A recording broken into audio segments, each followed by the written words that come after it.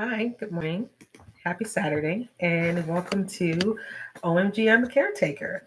Today, we're going to be talking about um, what do you do now that you are a caretaker? Now what? What's the next steps?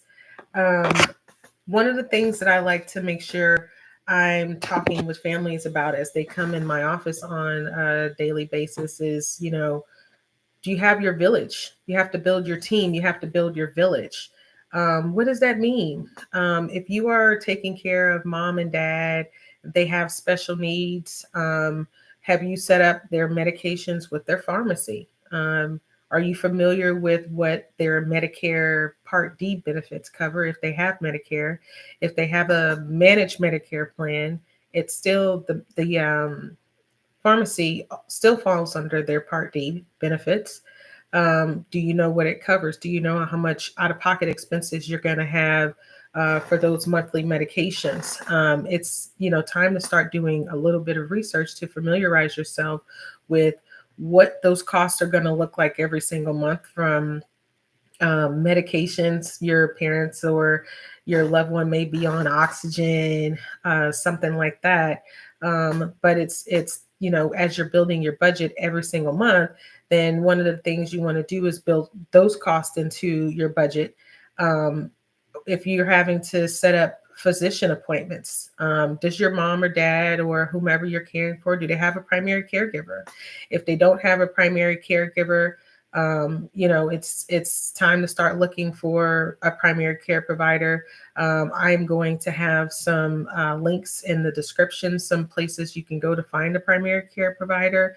As you're looking for doctors, it's always important to look at those reviews on those physicians to see, what other people are saying about them. It's important to know about their bedside manner, the time that they spend in the room with the patient. Are they able to answer those questions? Your ability to be able to get a prescription filled when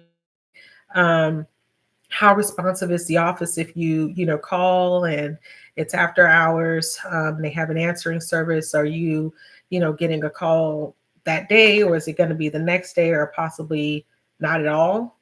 Those things are super super important. As you're a caregiver, the main thing that you want to focus on is how to simplify your life and create a schedule that will best help you guys to continue to have, a balanced home. Um, if your parents are interested in, or if you're interested and you feel like you need the help, home health is always an option. I will have some home health providers on my show in the coming days, I should say weeks. I will also have some hospice providers on my show in the coming weeks that will talk about the ins and outs of hospice, that will talk about the ins and outs of home health, what it takes, how to get it. If you're interested in becoming a provider yourself, what you need to do, the rules and regulations for becoming a provider, which is huge. Once you start becoming a provider, a home health provider for your parent, and you're collecting the money, that's coming from the government. So, you want to make sure that you're in line with all the rules and regulations, and um, you don't find yourself in a situation that is going to, possibly cost you some fines or your freedom. Are you familiar with, if your parent needs in-home therapy, that home health companies provide that? You have some home health companies that provide that, or you have companies like Homewell. They provide therapy services. That is a company that I work with. The owner of the company, Vashali, which I'll have her information also down in the description. She is a therapist, an occupational therapist by trade, and has a team of therapists that do come out to the house and provide in-home therapy services. Um, Also, wound care. Does your parent have a wound? Do you know how to take care of it? I will also have, just this more resources for you guys. I will have advanced wound care and some other wound care companies on my show in the coming weeks that will be talking about how to properly take care of wounds, what to look for, different odors and smells, how to know if something's becoming infected before it gets infected, just those signs and symptoms to watch for, fevers, chills, that kind of thing. I will also have some physicians on here that will be talking about, you know, change of conditions, things that you notice that could be going wrong with your parents, how to identify a UTI, on the rise. So we're going to be having a lot of resources for you guys in the coming weeks.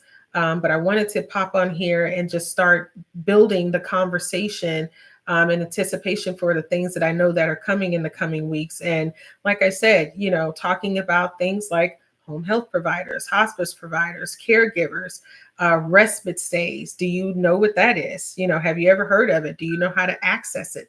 That kind of stuff. So I look forward to, bringing you more information. Like I said, I will be dropping some information in the description about pharmacies, about physicians.